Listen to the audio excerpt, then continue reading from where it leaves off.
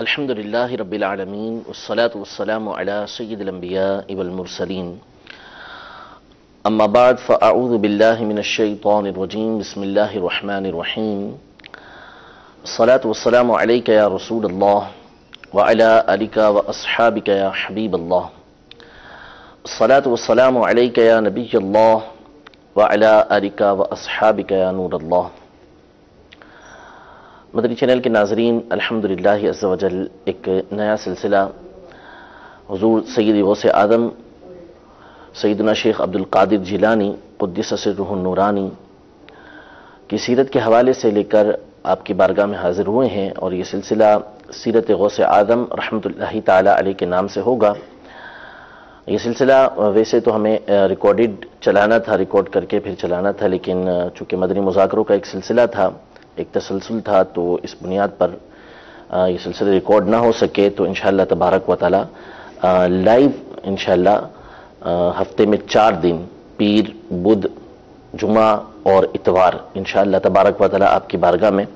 حضور سید غوث اعظم رضی اللہ تعالی عنہ کی سیرت کے مختلف پہلو لے کر حاضر ہوں گے، اور اس سلسلے میں انشاءاللہ تبارک و تعالی ہم کوشش کریں گے کہ حضور سید غوث اعظم رضی اللہ تعالی عنہ کے علم کے حوالے سے، آپ کے عمل کے حوالے سے، آپ کے علمی مقام کے حوالے سے، آپ کے زہد و تقوی کے حوالے سے، عبادات کے حوالے سے جہاں گفتگو کریں گے، وہاں انشاءاللہ تبارک و تعالی اہل سنت کے جو عقائد و نظریات، بالخصوص سیدنا غوث اعظم رضی اللہ تعالی عنہ کی ذات مبارکہ سے جو متعلق ہیں، کہ بہت سارے معاملات جو اہل سنت کے عقائد و نظریات ہیں، لیکن ان کا ایک بہت بڑا تعلق، ایک بہت زیادہ شہرت حضور سید غوث اعظم رضی اللہ تعالی عنہ کے ساتھ رہتی ہے۔ بالخصوص حضور سید غوث اعظم رضی اللہ تعالی عنہ سے کیا استغاثہ یعنی مدد مانگی جا سکتی ہے یا نہیں، انشاءاللہ تبارک و تعالی آنے والے سلسلوں میں اس ٹاپک کو بھی شامل کریں گے۔ کرامات کا ثبوت قرآن و حدیث سے، اقوال علماء سے، علماء کی کتابوں سے انشاءاللہ تبارک و تعالی آپ کی بارگاہ میں پیش کرنے کی کوشش کریں گے۔ آپ کوشش فرمائیے کہ 4 دن اس سلسلے کو ملاحظہ فرمائیں۔ انشاءاللہ تبارک و تعالی جو کچھ علماء نے بیان کیا ہے اپنی کتابوں میں، اس کو آپ کے سامنے بیان کر کے جہاں میرے اپنے علم میں اضافہ ہوگا، انشاءاللہ تبارک و تعالی آپ کو بھی بہت ساری علم دین کی باتیں سیکھنے کو ملیں گی۔ آج کے سلسلے میں بالخصوص حضور سید غوث اعظم رضی اللہ تعالی عنہ کے حوالے سے جس پہلو پر مجھے گفتگو کرنی ہے، جو آپ کے سامنے بیان کرنا ہے، اس کو بیان کرنے سے قبل میں یہ عرض کرتا چلوں کہ ہمارے اس سلسلے کے اندر آخر کے اندر انشاءاللہ تبارک و تعالی کوشش کی جائے گی کہ آپ کے جو سوالات ہیں اس کا جواب بھی دیا جائے۔ کوشش یہ فرمائیں کہ موضوع سے متعلق اگر سوال ہوں، حضور سید غوث اعظم رضی اللہ تعالی عنہ کی ولایت کے حوالے سے، اولیاء اللہ کے حوالے سے کچھ سوالات ہیں، تو وہ آپ اس میں ریکارڈ کروائیں، ورنہ اس کے علاوہ دیگر سوالات بھی آپ کرنا چاہیں تو آپ اس میں ریکارڈ کروا سکتے ہیں۔ نمبر اسکرین پر چل رہے ہیں، تو انشاءاللہ تبارک و تعالی حتی الامکان کوشش کی جائے گی کہ آپ کا جو سوال ہے اس سلسلے کے اندر شامل کیا جائے اور اس کا جواب دینے کی کوشش کی جائے۔ آج کے سلسلے میں میں جو آپ کے سامنے بیان کرنا چاہ رہا ہوں وہ بالخصوص اولیاء اللہ کی جو صفات ہیں، یعنی اولیاء اللہ کیسے ہوتے ہیں، اللہ تبارک و تعالی ان کو کیا مقام عطا فرماتا ہے، یعنی ان کے فضائل کیا ہیں، اور حضور سید غوث اعظم رضی اللہ تعالی عنہ کے خاندان مبارک اور اس کے آپ رحمت اللہ تعالی علیہ کی سیرت کے اوپر اثرات کیا تھے۔ حضور غوث پاک رضی اللہ تعالی عنہ کے والد، والدہ، آپ کی پھپھی، آپ کے نانا جان، ان تمام کا جو مقام و مرتبہ تھا، اس کا حضور سید غوث اعظم رضی اللہ تعالی عنہ کو کیا فائدہ حاصل ہوا اور ان سے کیا فائدہ حاصل ہوا، اس حوالے سے انشاءاللہ تبارک و تعالی کچھ باتیں آپ کی بارگاہ میں عرض کرنے کی کوشش کروں گا۔ سب سے پہلی بات کہ اللہ تبارک و تعالی نے مخلوق میں جو سب سے بڑا مقام اور مرتبہ عطا فرمایا، بلا شبہ وہ انبیاء کرام علیہم السلام کی ذوات مقدسہ ہیں، نفوس قدسیاں ہیں، ان کی ذاتیں ہیں کہ جن کو اللہ تبارک و تعالی نے سب سے بلند اور بالا مقام اور مرتبہ عطا فرمایا ہے۔ اور انبیاء کرام علیہم السلام کے بعد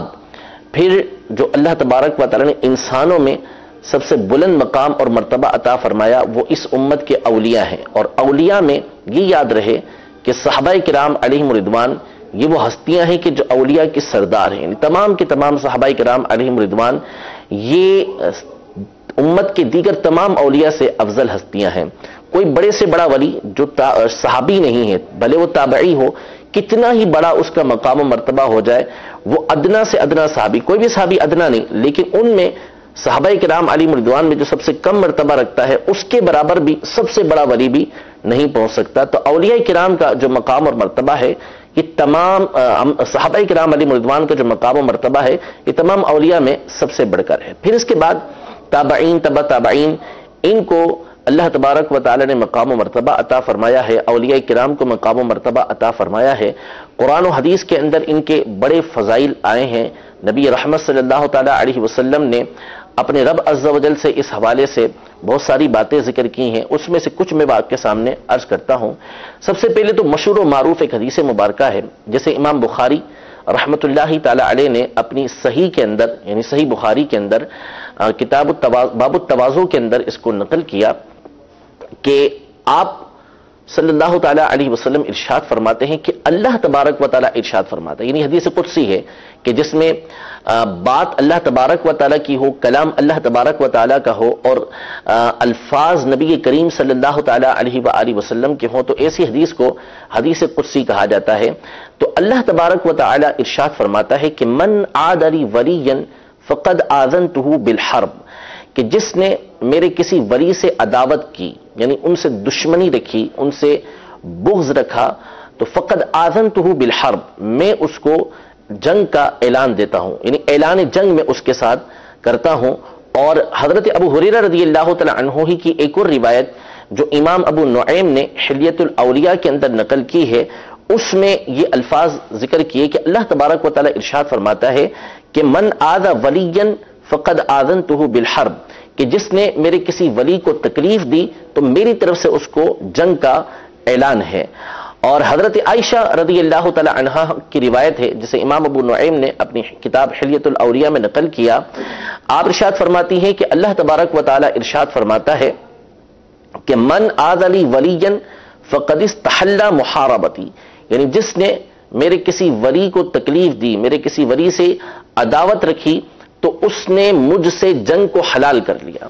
یہ کتنی بڑی وعید ہے کہ جو اللہ تبارک و تعالیٰ کے ولیوں سے بغض رکھتے ہیں، جو اللہ تبارک و تعالیٰ کے ولیوں سے عداوت رکھتے ہیں، ان کو کسی بھی طرح کی تکلیف پہنچاتے ہیں، تو اللہ تبارک و تعالیٰ یہ ارشاد فرما رہا ہے کہ میرا اس سے جنگ کا اعلان ہے. ملا علی قاری رحمت اللہ تعالی علیہ اور دیگر کئی شارحین حدیث نے اس حدیث پاک کے تحت کی ارشاد فرمایا کہ قرآن و حدیث میں جب غور و فکر کیا جائے تو مختلف گناہوں کی مختلف وعیدیں یہ بیان کی گئی ہیں. کسی گناہ پر کچھ وعید، کسی گناہ پر کچھ وعید کہ یہ کرے گا تو بندے کو اتنے سال جہنم میں رہنا پڑے گا، جہنم کا یہ عذاب اس کو دیا جائے گا، فلاں عذاب اس کو دیا جائے گا. لیکن قرآن و حدیث میں غور کرنے کے بعد فقط 2 گناہ ہمارے سامنے ایسے آتے ہیں کہ جس میں اللہ تبارک و تعالیٰ نے گناہ کرنے والے کو اعلان جنگ دیا ہو، یعنی اس سے جنگ کا اعلان کیا ہو. یہ صرف 2 گناہ ہمارے سامنے آتے ہیں. نمبر 1 سود، کہ سود وہ گناہ ہے، ربا بیاض وہ گناہ ہے کہ جس کے بارے میں اللہ تبارک و تعالیٰ نے قرآن مجید فرقان حمید میں ارشاد فرمایا کہ اگر تم یہ نہیں چھوڑو گے تو پھر اللہ اور اس کے رسول سے جنگ کا اعلان قبول کرو. سود وہ گناہ ہے کہ جس سے اللہ تبارک و تعالیٰ نے جنگ کا اعلان دیا اپنی طرف سے بھی اور رسول کریم صلی اللہ تعالیٰ علیہ وآلہ وسلم کی طرف سے بھی. اور دوسرا گناہ علماء فرماتے ہیں کہ یہ اللہ تبارک و تعالیٰ کے ولیوں کے ساتھ بغض اور عداوت رکھنا ہے، ان کو تکلیف پہنچانا ہے کہ جو ان کو تکلیف پہنچائے،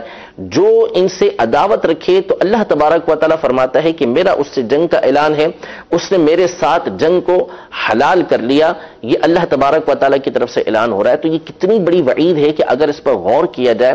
کہ جس سے اللہ تبارک و تعالیٰ جنگ کا اعلان کر دے، تو یہ تو پاسبل ہی نہیں ہے، یہ تو ممکن ہی نہیں ہے، اس کا کوئی تصور ہی نہیں ہے کہ بندہ اللہ تبارک و تعالیٰ سے جنگ کر سکتا ہو، ایسا ہو ہی نہیں سکتا. تو اس کا مطلب سیدھا سیدھا بندے کا ہارنا ہے، اور ہار کا مطلب خدا نہ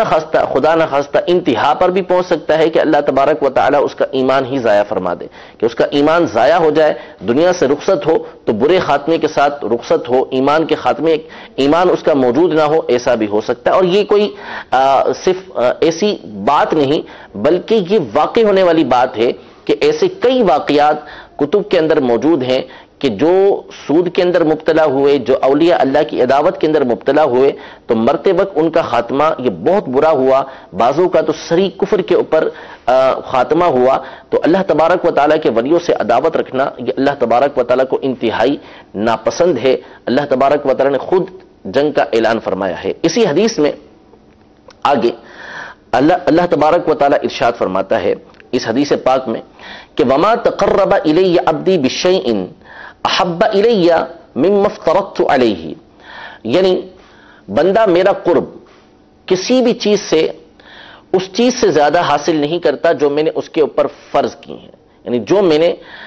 اس بندے کے اوپر فرض کی ہیں اور جن کے ذریعے بندہ میرا قرب حاصل کرتا ہے، جو مجھے سب سے زیادہ پسند ہیں، وہ چیزیں ہیں کہ جو میں نے اس کے اوپر فرض کی ہیں۔ یعنی فرض کے اوپر بندہ عمل کرتا ہے، چاہے یہ فرض نماز کی صورت میں ہو، چاہے یہ فرض زکوٰۃ کی صورت میں ہو، چاہے یہ فرض روزوں کی صورت میں ہو، حج کی صورت میں ہو، یا دیگر اعمال جو اخلاق کے اعتبار سے، کاروبار کے اعتبار سے، مختلف امور کے اعتبار سے اس پر فرض کیے گئے ہیں، جب بندہ اس پر عمل کرتا ہے تو یہ وہ کام ہے کہ جس کے ذریعے اللہ تبارک و تعالیٰ کی بارگاہ میں بندہ سب سے زیادہ قرب حاصل کرتا ہے۔ پھر اس کے بعد اللہ تبارک و تعالیٰ ارشاد فرماتا ہے کہ وَمَا يَزَالُ عَبْدِي يَتَقَرَّبُ إِلَيَّ بِالنَّوَافِلِ حَتَّى أُحِبَّهُ فَإِذَا أَحْبَبْتُهُ كُنْتُ سَمْعَهُ الَّذِي يَسْمَعُ بِهِ، یعنی جب بندہ نوافل ادا کرتا رہتا ہے اور میں میرا قرب حاصل کرتا رہتا ہے، میرے قرب کو نوافل کے ذریعے حاصل کرتا رہتا ہے، یہاں تک کہ میں اس سے محبت کرنے لگتا ہوں، میں اس کو اپنا محبوب بنا لیتا ہوں، اور جب میں اس کو اپنا محبوب بنا لیتا ہوں تو میں اس کے کان بن جاتا ہوں کہ جس کے ذریعے سے وہ سنتا ہے۔ ابھی اس کی تشریح کیا ہے میں انشاءاللہ تبارک و تعالی اس کی ایک شرح تو ابھی عرض کرتا ہوں۔ پھر فرمایا کہ وَبَصَرَهُ الَّذِي يَبْصُرُ بِهِ، کہ میں اس کی آنکھیں بن جاتا ہوں جس کے ذریعے سے وہ دیکھتا ہے، وَيَدَهُ الَّتِي يَبْطِشُ بِهَا، اور میں اس کے ہاتھ بن جاتا ہوں جس کے ذریعے سے وہ سنتا ہے، وَرِجْلَهُ الَّتِي يَمْشِي بِهَا، اور میں اس کے پاؤں بن جاتا ہوں جس کے ذریعے سے وہ چلتا ہے، وَإِن سَأَلَنِي لَأُعْطِيَنَّهُ، اگر وہ مجھ سے کسی چیز کا سوال کرتا ہے تو میں ضرور اس کو دیتا ہوں، وَلَئِنِ اسْتَعَاذَنِي لَأُعِيذَنَّهُ، اور اگر وہ مجھ سے پناہ طلب کرتا ہے تو میں اس کو پناہ دیتا ہوں۔ یعنی اللہ تبارک و تعالیٰ کی بارگاہ میں بندے کا مقام و مرتبہ یہ نوافل کے ساتھ بڑھتا جاتا ہے، اور اللہ تبارک و تعالیٰ کی بارگاہ میں قرب حاصل ہونا، مقام و مرتبے کا بڑھنا، یہی ولایت ہے۔ ولی ہوتا ہی وہ ہے کہ جو اللہ تبارک و تعالیٰ کی حرام کردہ چیزوں سے بچتا ہے، گناہ کبیرہ سے بچتا ہے، گناہ صغیرہ کے اوپر بھی اصرار نہیں کرتا، کبھی گناہ ہو جائے تو اس سے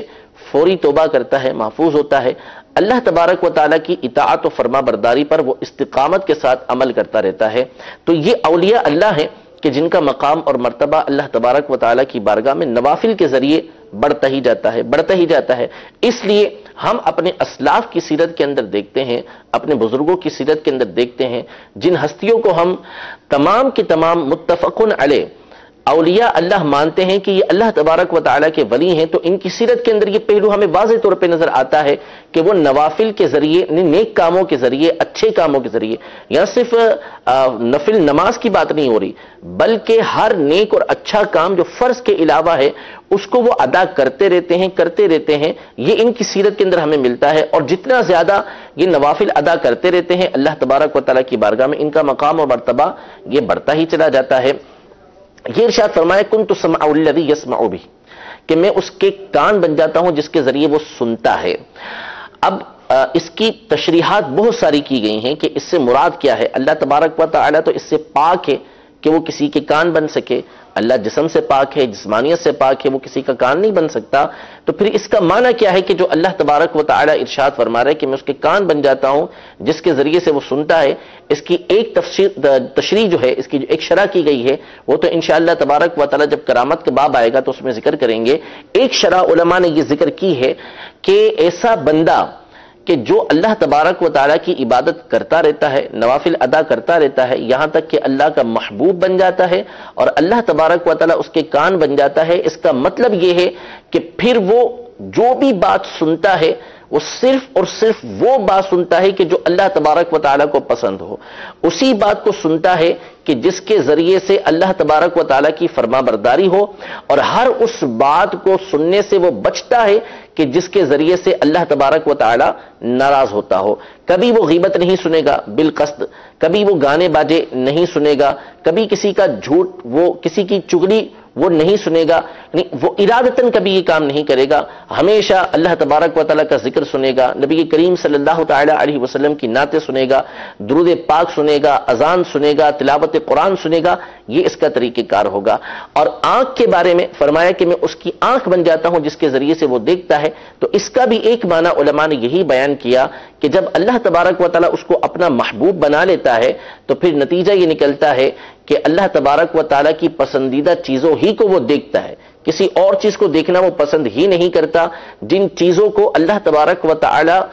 دیکھنا پسند کرتا ہے ان کی طرف وہ نظر کرتا ہے، کبھی بھی اللہ تبارک و تعالیٰ کی حرام کردہ چیز کی طرف وہ نظر نہیں کرتا۔ اس کا دیکھنا ہوگا تو کعبۃ اللہ المشرفہ کو دیکھنا ہوگا، اس کا دیکھنا ہوگا تو نبی کریم صلی اللہ تعالی علیہ وسلم کے روزے کو دیکھنا ہوگا، اس کا دیکھنا ہوگا تو وہ مسجد کو دیکھے گا، اس کا دیکھنا ہوگا تو وہ علماء کو دیکھے گا، اس کا دیکھنا ہوگا تو رحمت کی نظر کے ساتھ، شفقت و مہربانی کے ساتھ وہ اپنے ماں باپ کو دیکھے گا، اپنی اولاد کو دیکھے گا تو شفقت و مہربانی کے ساتھ دیکھے گا، یہ اس کا طریقہ کار ہوگا۔ اور وہ تمام بری چیزیں کہ جس کے ذریعے اللہ تبارک و تعالیٰ کی نافرمانی ہوتی ہے، جس کو دیکھنا اللہ تبارک و تعالیٰ پسند نہیں کرتا، اس سے بچے گا۔ کبھی بھی نامحرم کی طرف وہ، جس کو دیکھنے سے اللہ تبارک و تعالیٰ نے منع کیا، اس کی طرف وہ نظر نہیں کرے گا۔ کبھی بھی ایسی چیز کی طرف نہیں دیکھے گا کہ جس کو دیکھنے سے اللہ تبارک و تعالیٰ کی شریعت منع کرتی ہو۔ یہ معنی علماء نے بیان کیا۔ اسی طرح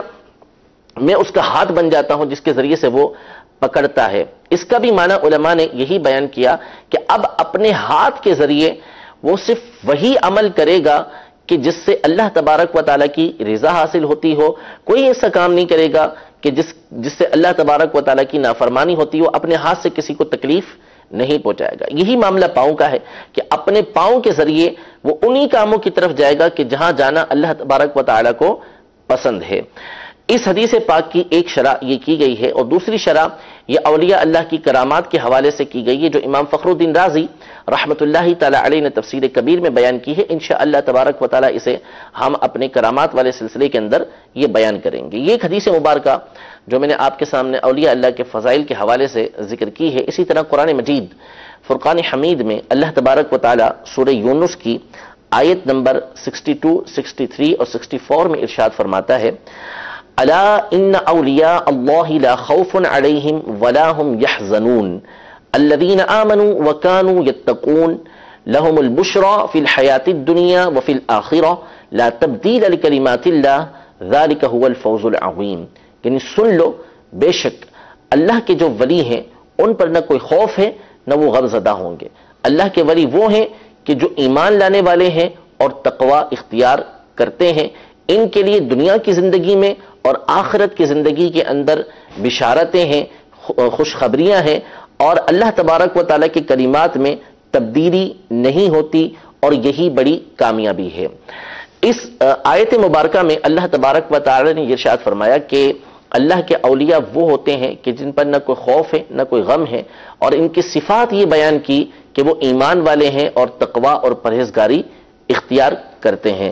نبی کریم صلی اللہ تعالی علیہ وآلہ وسلم کی حدیث مبارکہ ہے جس سے کئی صحابہ کرام علیہم رضوان، سیدنا ابن عباس رضی اللہ تعالی عنہما، حضرت سہل بن الاسد، حضرت سعد رضی اللہ تعالی عنہم، ان تمام نے روایت کیا کہ حضور علیہ الصلوۃ والسلام سے یہ پوچھا گیا کہ من اولیاء اللہ، اللہ کے ولی کون ہیں؟ تو حضور علیہ الصلوۃ والسلام نے ارشاد فرمایا کہ اذا رؤوا ذکر اللہ، کہ جب ان کے چہروں کو دیکھا جائے تو اللہ تبارک و تعالی یاد آ جائے، یعنی جب ان کی زیارت ہو، اذا رؤوا، جب ان کو دیکھا جائے تو اللہ تبارک و تعالی یاد آ جائے، یعنی ان کے چہرے ایسے ہوتے ہیں کہ اللہ تبارک و تعالی کی عبادت سے پر نور ہوتے ہیں، اور ان کی سیرت ایسی ہوتی ہے کہ جو اللہ تبارک و تعالی کے یاد سے معمور ہوتی ہے، تو جیسے ان کو دیکھتے ہیں اللہ تبارک و تعالی کی یاد آ جاتی ہے۔ اور بعض علماء نے یہ بیان کیا کہ جب ان کی صحبت میں بندہ جاتا ہے تو وہ اللہ تبارک و تعالی کی یاد بندے کو دلاتے ہیں۔ بعض حدیثوں کے اندر نبی کریم صلی اللہ تعالی علیہ وآلہ وسلم سے یہ سوال بھی کیا گیا کہ امام حکیم ترمذی رحمۃ اللہ تعالی علیہ نوادر الاصول کے اندر یہ روایت کرتے ہیں کہ عرض کی گئی یا رسول اللہ صلی اللہ تعالی علیہ وسلم، ہماری جو ساتھ بیٹھنے والی قوم ہے، جو ہمارے ساتھ بیٹھتے ہیں، ان میں بہتر لوگ کون ہیں؟ تو فرمایا کہ من ذکرکم اللہ رؤیتہ، وہ کہ جس کی رؤیت یعنی جس کو دیکھنا تجھے اللہ تبارک و تعالیٰ کی یاد دلا دے، یعنی جب تجھے وہ دیکھے، جب تو اس کو دیکھے تو اس کا دیکھنا تجھے اللہ تبارک و تعالیٰ کی یاد دلا دے۔ وَزَادَ فِي أَعْمَالِكُمْ مَنْطِقُهُ، جب وہ گفتگو کرے تو اس کی گفتگو تیرے اعمال کے اندر، نیک اعمال کے اندر اضافہ کر دے، تو نمازوں کی طرف زیادہ لگ جائے، روزے زیادہ رکھنا شروع کر دے۔ وَزَادَ فِي أَعْمَالِكُمْ مَنْطِقُهُ، جب اس کی گفتگو ہو تو تیرے اعمال کے اندر زیادتی ہو جائے۔ اور فرمایا کہ وَذَكَّرَكُمُ الْآخِرَةَ عَمَلُهُ، اور اس کا جو عمل ہے وہ تجھے آخرت کی یاد دلا دے، اس کے عمل سے ہی تیرے سامنے واضح ہو جائے کہ تجھے آخرت کی تیاری کرنی ہے۔ یہ نبی کریم صلی اللہ تعالی علیہ وسلم نے بعض صحابہ کرام علیہم رضوان کے سوال پر ارشاد فرمایا۔ اسی طرح اس حدیث مبارکہ کی، اس آیت مبارکہ کی شرح کرتے ہوئے امام حاکم رحمۃ اللہ تعالی علیہ نے حضرت سیدنا عبداللہ بن عمر رضی اللہ تعالی عنہما سے روایت کیا کہ رسول کریم صلی اللہ تعالی علیہ وآلہ وسلم نے ارشاد فرمایا کہ اللہ کے کچھ بندے ہیں کہ جو نہ تو انبیاء ہیں نہ شہداء ہیں، لیکن ان کے اوپر انبیاء اور شہداء بھی قیامت کے دن رشک کریں گے۔ ان کو جو قرب اللہ تبارک و تعالیٰ کی بارگاہ میں حاصل ہوگا اور جہاں وہ تشریف فرما ہوں گے، جہاں بیٹھے ہوں گے، ان کو دیکھ کر انبیاء اور شہداء بھی رشک کریں گے۔ تو ایک اعرابی گھٹنوں کے بل گرے اور عرض کیا رسول اللہ صلی اللہ تعالی علیہ وآلہ وسلم، آپ ہمیں ان کی نشانیاں بتائیے، ان کی صفت بتائیے کہ وہ کون لوگ ہیں۔ تو حضور علیہ الصلوۃ والسلام نے فرمایا کہ وہ ایسے لوگ ہیں کہ جو لوگوں میں غیر معروف ہیں اور اجنبی لوگ ہیں، آپس میں جب ملتے ہیں تصادقوا فی اللہ، اللہ تبارک و تعالیٰ کے لیے آپس میں ایک دوسرے سے دوستی کرتے ہیں، آپس میں ایک دوسرے سے ملتے ہیں، وتحابوا فی اللہ، اور اللہ تبارک و تعالیٰ کے لیے ایک دوسرے سے محبت کرتے ہیں۔ ان کے لیے اللہ تبارک و تعالیٰ نور کے ممبر بچھائے گا اور ان کو اللہ تبارک و تعالیٰ ان نور کے ممبروں پہ بٹھائے گا۔ یخاف الناس ولا یخافون، یہی وہ لوگ ہوں گے کہ جب لوگ ڈر رہے ہوں گے تو یہ بے خوف ہوں گے۔ اور پھر خود نبی کریم صلی اللہ تعالی علیہ وآلہ وسلم نے ارشاد فرمایا کہ ہم اولیاء اللہ الذین لا خوف علیہم ولا هم یحزنون، کہ یہی اللہ کے وہ ولی ہیں کہ جن پر نہ کوئی خوف ہے نہ وہ غم زدہ ہوں گے۔ تو نبی کریم صلی اللہ تعالی علیہ وسلم نے اس آیت مبارکہ کی تشریح خود ہی ارشاد فرما دی کہ اللہ کے ولیوں کو اللہ تبارک و تعالی قیامت کے دن کیسا مقام عطا فرمائے گا کہ انبیاء کرام علیہ السلام جن کا مرتبہ یقیناً اولیاء سے بڑھ کر ہے،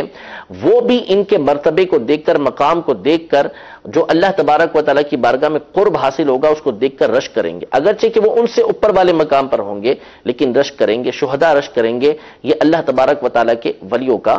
مقام ہے۔ باتیں ابھی میرے پاس بہت ساری موجود ہیں، انشاءاللہ تبارک و تعالیٰ اس کو اور کنٹینیو کریں گے۔ مجھے بتایا جا رہا ہے کہ کچھ کالز ہیں جو موضوع سے متعلق ہیں، سوال کرنا چاہ رہے ہیں، تو آئیے اپنے سلسلے کے اندر کال کو شامل کرتے ہیں۔ میں لاہور سے عرض کر رہا ہوں، مفتی صاحب کی بارگاہ میں سوال یہ ہے، اگر کوئی غوث پاک کے سلسلہ قادریہ میں طالب ہو، کیا اسے وہ تمام فضیلتیں جو کہ غوث پاک کے مریض کو حاصل ہیں وہ حاصل ہوں گی؟ جی انشاءاللہ عرض کرتا ہوں اس حوالے سے، مزید اس حوالے سے کہ اولیاء اللہ کی جو فضیلتیں ہیں، جو ان کے فضائل ہیں، وہ قرآن و حدیث میں بہت زیادہ آئے ہیں اور اس پر بہت ساری قرآن پاک کی آیات بھی موجود ہیں، احادیث طیبہ بھی موجود ہیں۔ قیامت کا دن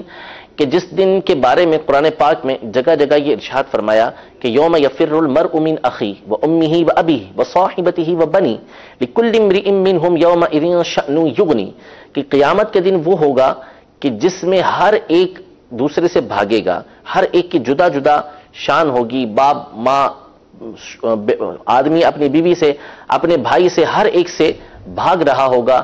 اس دن کے حوالے سے اللہ تبارک و تعالی سورۃ الشورى میں ارشاد فرماتا ہے، اللہ تبارک و تعالی سورۃ زخرف میں ارشاد فرماتا ہے الاخلاء یومئذ بعضهم لبعض عدو الا المتقین، کہ اس دن یعنی قیامت والے دن جو آپس کے دوست ہوں گے وہ ایک دوسرے کے دشمن ہو جائیں گے، ایک دوسرے کے دشمن ہو جائیں گے الا المتقین، مگر جو پرہیزگار لوگ ہیں وہ ایک دوسرے کے دشمن نہیں ہوں گے. یہ قرآن پاک میں فرمایا، یعنی وہ دشمن نہیں ہوں گے، یعنی ایک دوسرے کی مدد کریں گے، ایک دوسرے کی شفاعت اللہ تبارک و تعالیٰ کی بارگاہ میں کریں گے. تو اللہ تبارک و تعالیٰ کے ولیوں سے محبت، اللہ تبارک و تعالیٰ کے نیک بندوں سے محبت، یہ بڑی مفید چیز ہے. یہ جو حدیث مبارکہ پیچھے بیان کی گئی، اس میں اللہ تبارک و تعالیٰ کے لیے ایک دوسرے سے محبت کرنے والوں کو اللہ تبارک و تعالیٰ نور کے منبروں پہ بٹھائے گا. اولیاء اللہ کی صفات میں سے یہ ہے کہ وہ مخلوق کے ساتھ بڑی مہربانی کرتے ہیں، بڑی رحم دلی کے ساتھ پیش آتے ہیں. سیدنا غوث اعظم رضی اللہ تعالی عنہ جو امام الاولیاء ہیں، سلطان الاولیاء ہیں، سردار اولیاء ہیں، آپ رحمت اللہ تعالی علیہ جہاں عبادت کیا کرتے تھے، جہاں اللہ تبارک و تعالیٰ کی فرما برداری کے بہت سارے کام کیا کرتے تھے، انہی میں سے ایک کام مخلوق کی خیر خواہی، یہ غوث پاک رضی اللہ تعالی عنہ کا ایک خاصہ تھا. آپ خود ارشاد فرماتے ہیں کہ میں نے اللہ تبارک و تعالیٰ کی طرف جانے والے راستے، یعنی جو اللہ تبارک و تعالیٰ کی بارگاہ میں پہنچانے والے راستے ہیں، مقام و مرتبہ دلانے والے راستے ہیں،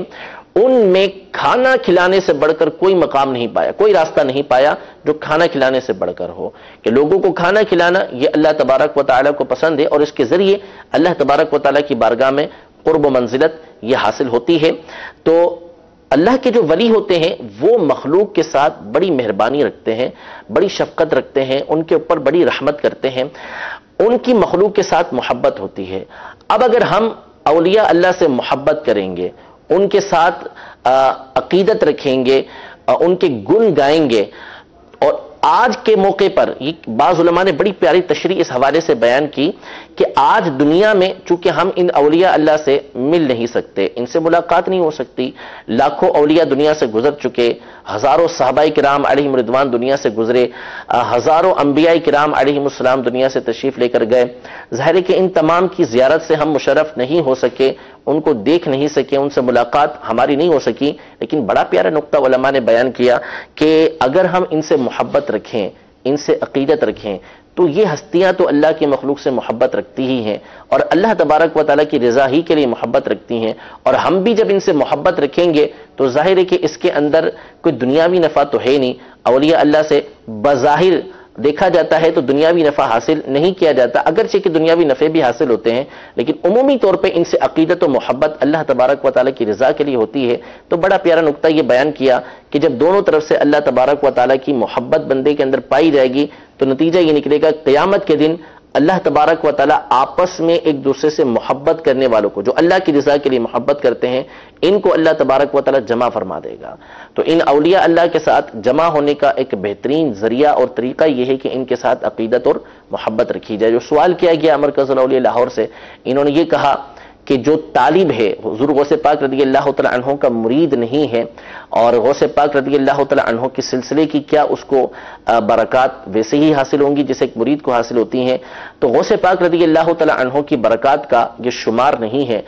آپ کی ذات تو اپنی ذات ہے، آپ کا مدرسہ، آپ کے مدرسے کے ارد گرد کی گھاس پھوس، آپ کے مدرسے کا کنواں،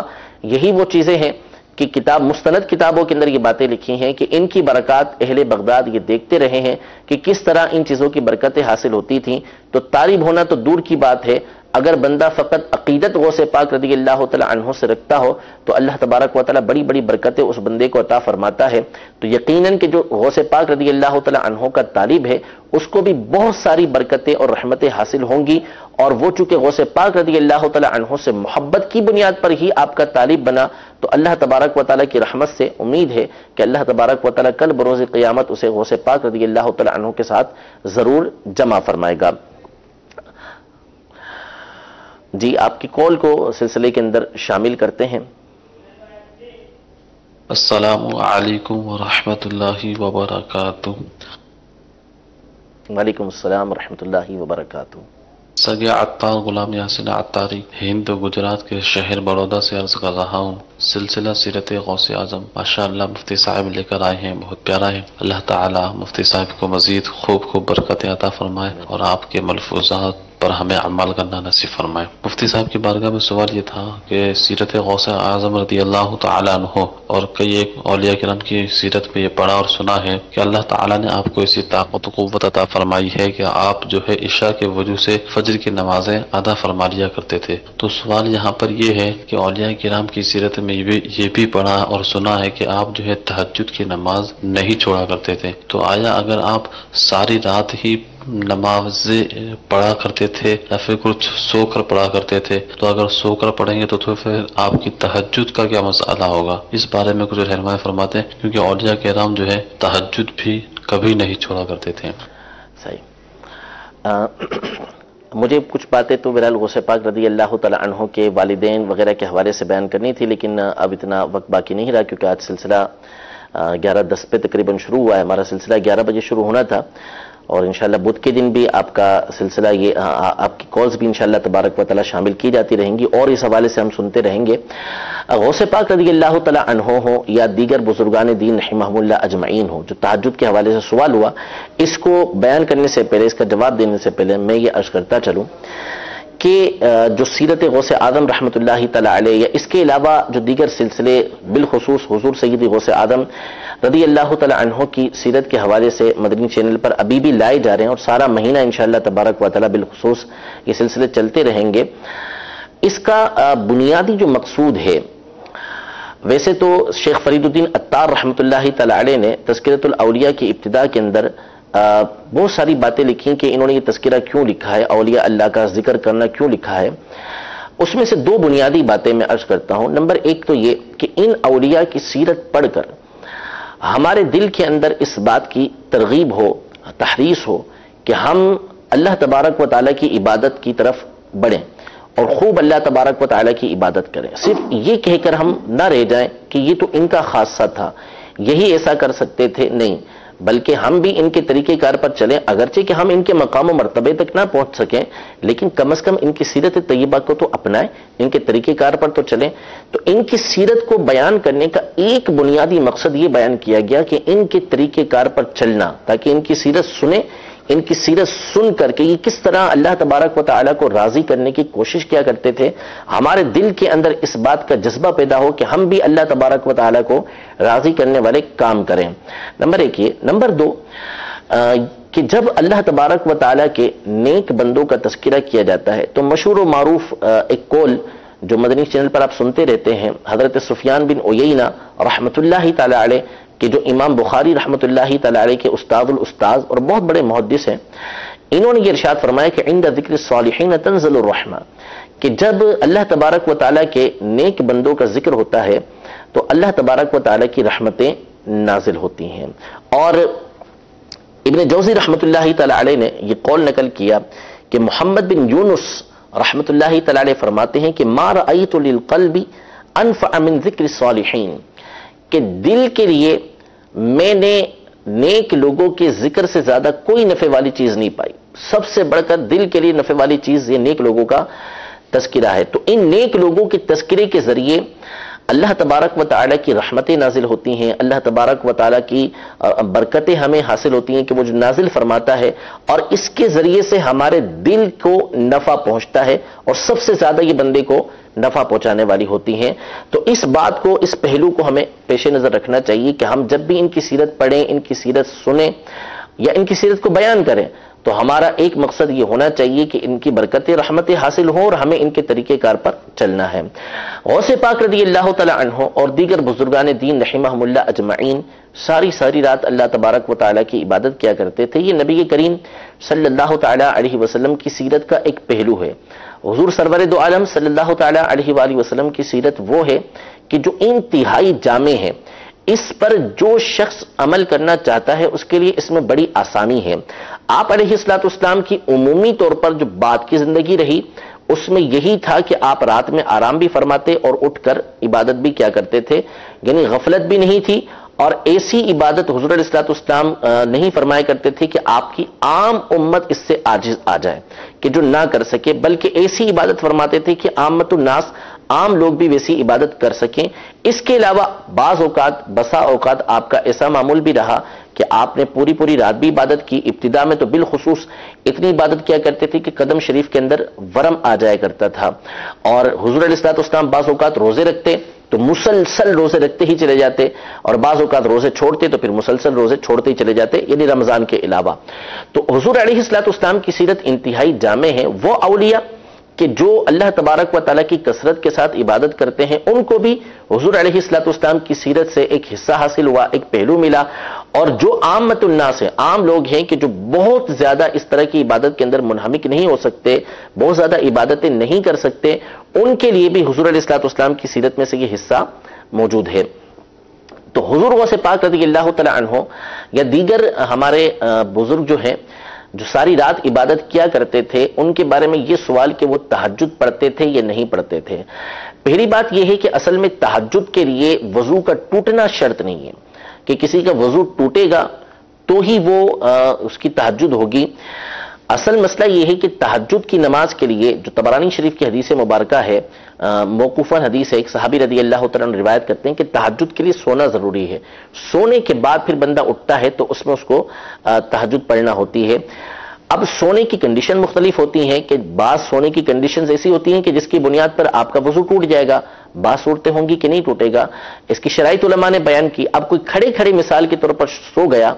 تو کھڑے کھڑے سونے کی وجہ سے وضو نہیں ٹوٹتا، لیکن نیند آ گئی، جھونکا آ گیا تو تہجد کی شرط پوری ہو گئی. اب اس حال میں وہ نفل پڑھے گا تو تہجد کی نماز اس کی ادا ہو جائے گی. اور لیٹ کے سو گیا تو اس کا وضو بھی ٹوٹ جائے گا. اب ہمارے جو اسلاف ہیں وہ صلاۃ اللیل پڑھا کرتے تھے، یعنی رات کی نماز پڑھا کرتے تھے. حدیثوں میں رات کی نماز کی ترغیب بھی آئی ہے اور اس کے بھی فضائل آئے ہیں. تو رات کی نماز اس انداز میں ہو جاتی ہے کہ پوری رات بالفرض اگر وہ کھڑے کھڑے بھی نہیں سوئے تو اس صورت میں یہ رات کی نماز ادا کرنے والے ہو گئے، ان کو رات کی نماز کے فضائل بھی حاصل ہو جائیں گے. اور اگر وہ سو گئے تو اس صورت میں ان کا وضو تو باقی رہے گا کہ کھڑے ہو کر سوئے تھے، اور پھر اس کے بعد جو ہے وہ نماز تہجد بھی وہ ادا کریں گے تو اس کی فضیلت ان کو حاصل ہو جائے گی. تو بہرحال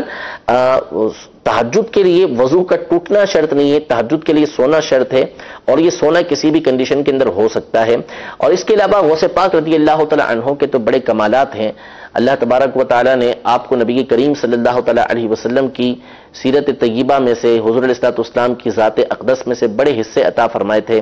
بڑی کرامتیں عطا فرمائی تھیں. انشاءاللہ تبارک و تعالی اس حوالے سے مزید گفتگو اپنے اگلے سلسلے کے اندر کریں گے.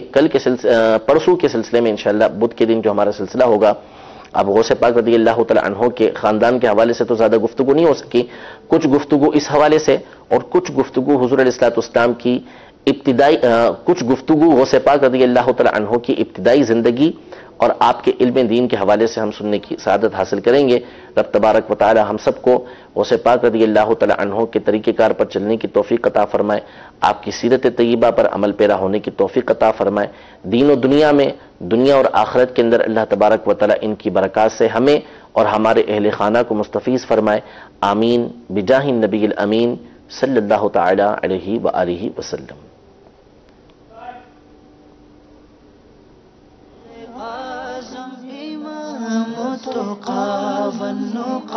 جلوہ ہے شان قدرت